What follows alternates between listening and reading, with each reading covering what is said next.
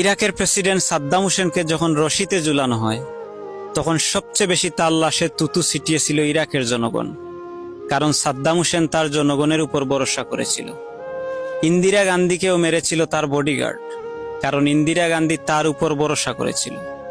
পলাশির যুদ্ধে নবাব সিরাজউদ্দৌলাও হেরেছিল তার আপনজনদের বিশ্বাসঘাতকতায়। এরকম বহু ইতিহাস আছে। যারাই কাউকে ভরসা করেছিল তারাই চরমভাবে ঠকেছে। আপনি জানেন কি আপনাকে সবচেয়ে বেশি কষ্ট কে দিতে পারে?